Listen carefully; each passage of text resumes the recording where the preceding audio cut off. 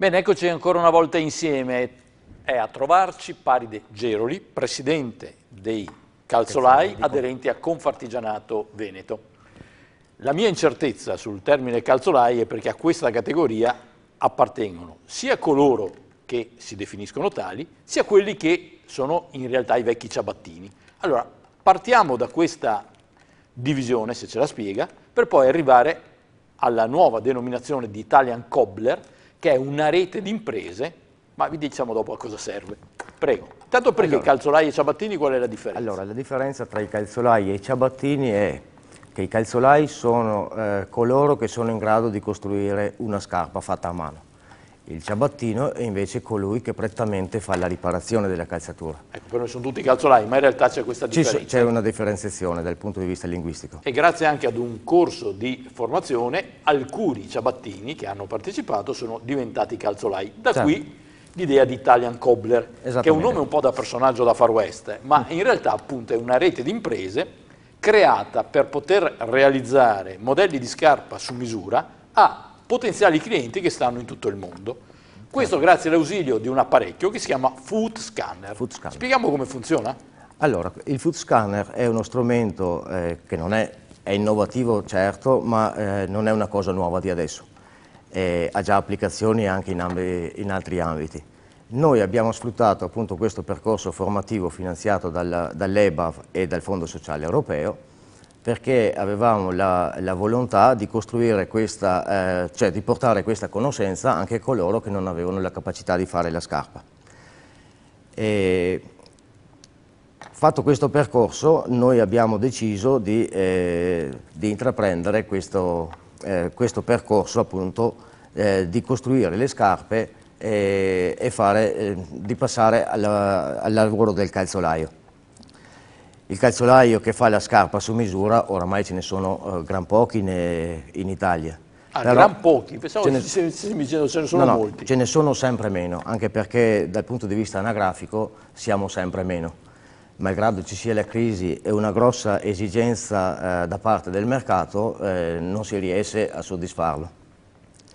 Molti colleghi che riescono a fare questo si trovano nelle città grosse tipo Milano, Bologna. Certamente non ci sono qui, a parte alcuni casi rari, qui nel Veneto ce ne sono 2 o 3 che fanno la scarpa fatta a mano su misura.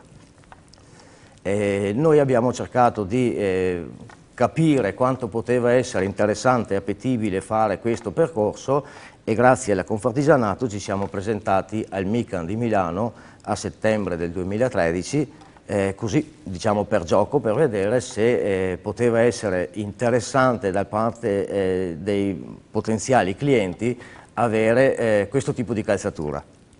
La risposta è stata più che positiva, anzi al di sopra di quelle che erano le nostre aspettative e abbiamo capito che forse avevamo preso la strada giusta. Solo che le aspettative del potenziale cliente erano molto impellenti. Più di quello che eravamo noi come costituzione di questo gruppo, per cui abbiamo dovuto rincorrere quelle che erano le esigenze dei potenziali. Allora, provo a riassumere se ho ben capito. Sì. Voi avete individuato un mercato dalle evidenti potenzialità, che è quello della calzatura su misura artigianale. Dice, è un grande mercato, sono pochi che lo possono occupare, vediamo di proporci, in questo caso come rete di imprese, Italian Cobbler. Ok, ma non potevate accontentarvi dell'Italia? Perché la vostra ambizione è quella di diventare dei referenti mondiali, che è comprensibile. Certo. Ma siccome insomma, mi pare che già in Italia il mercato dovrebbe essere sufficiente. Diciamo questo, che l'Italia è un po' controversa. Nel senso che abbiamo a disposizione qualsiasi tipo di calzatura, ma purtroppo noi italiani guardiamo sempre la calzatura, o come del resto qualsiasi altro articolo, più all'estero. Cioè tutto quello che è straniero può andare bene, ci sono calzature da uomo di altissima qualità, soprattutto inglesi, che vengono acquistate appunto per il nome. Mentre la calzatura italiana non viene tenuta in considerazione in particolare. Ci sono invece delle calzature italiane che lavorano prettamente per l'estero, soprattutto i paesi non più emergenti ma consolidati anche dal punto di vista economico, che possono essere la Russia, i paesi arabi, la Cina. Chi ci segue sa che di questo problema abbiamo parlato con i calzaturieri della Riviera del Brenta, che erano in assoluta sintonia con queste cose. Ecco, io non avevo seguito questa... Ma capire se c'è il mercato nazionale, perché già ambite a quello internazionale? Non è un passo troppo lungo? Sì, potrebbe essere un passo lungo, ma secondo il nostro punto di vista e anche quelli che sono stati i test che abbiamo fatto, abbiamo parecchi interlocutori, soprattutto dei paesi stranieri, come dicevo, paesi del Golfo e dell'Estremo Oriente, che vogliono le nostre scarpe, allora, perché il Made in Italy ha un valore aggiunto in più. Ecco, in pratica dovrebbero essere creati nelle grandi città, immagino, di alcuni paesi stranieri per voi interessanti, degli angoli, dei corner, come si usa dire, dove un potenziale cliente va là, gli viene, banalizzo, fotografato il piede, i suoi dati vengono trasmessi a voi e voi siete in grado, sulla base di questi dati, oggi evidentemente particolarmente precisi, di costruirgli la scarpa su misura. Esatto. È così. Questa è la nostra idea. Ecco, per fare questo avete creato una rete di imprese che ovviamente non poteva chiamarsi calzaturieri italiani, perché bisogna chiamare Italian Cobbler, perché l'ha appena spiegato, se no non funziona.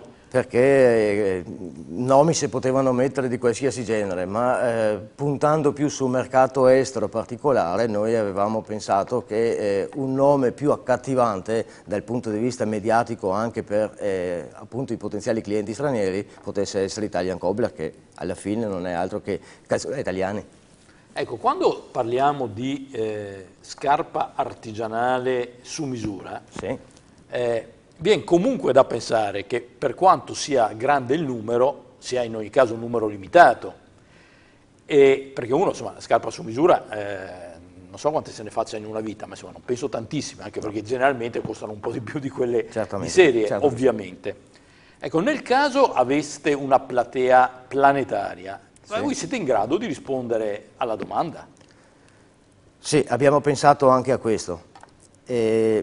Diciamo che partiamo con 8 aziende che si aggregheranno la settimana prossima appunto in rete come forma di contratto anche dal punto di vista legale e notarile.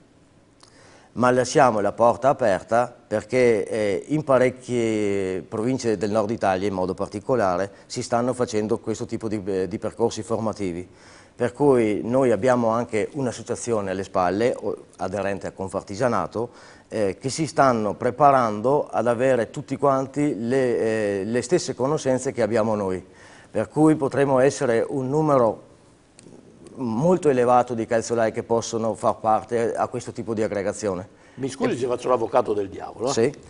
Ma allora, il marchio Italia è un marchio che vale in termini di comunicazione nel mondo, però anche all'interno dell'Italia ci sono zone e zone, cioè se lei mi dice pensiamo alla calzatura veneta, ha una certa valenza. Se penso alla Lombardia penso a Vigevano. Certamente. Ecco, ma un calzolaio del Lazio, per dire la prima regione, voi ritenete abbia la stessa capacità professionale di voi che state nel Veneto? Cioè non c'è una territorialità, una tradizione, una storia alle spalle? E io onestamente calzature del Lazio, perlomeno non le ho sentite. Sono pienamente d'accordo. Probabilmente ci saranno dei calzolai che sono all'altezza di poterlo fare e forse anche meglio di noi. Diciamo che abbiamo già preso in considerazione le potenzialità come c'è qui nel Veneto, come diceva lei di Vigevano, dal punto di vista calzaturiero andiamo sul maschile o nelle Marche, esattamente, volevo arrivare lì.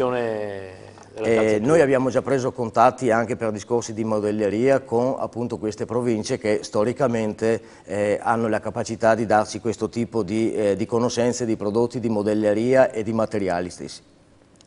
E sono su queste 3 basi, su queste 3 regioni che noi puntiamo inizialmente. È evidente che noi andiamo alla ricerca anche dei materiali, perché non è importante che sia solamente Made in Italy, visto le nuove normative che ci sono, ma noi vorremmo sfruttare il marchio sempre di Confartigianato che è il 100% Made in Italy, per cui dove tutto è studiato, progettato, realizzato e commercializzato da noi italiani. Questo è il nostro target di filiera che vogliamo portare e imporre nel mondo, diciamo così. È indifferente che la calzatura vi venga ordinata sia da uomo o da donna? No, c'è molta differenza. No, questo d'accordo, ma per voi siete in grado di fare sia maschio che femmina, insomma?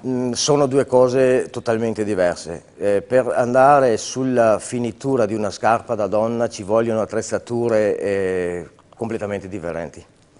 Poi sappiamo benissimo che il mercato della calzatura da donna è molto variabile di anno in anno, sia come modelleria, altezza di tacco e quant'altro.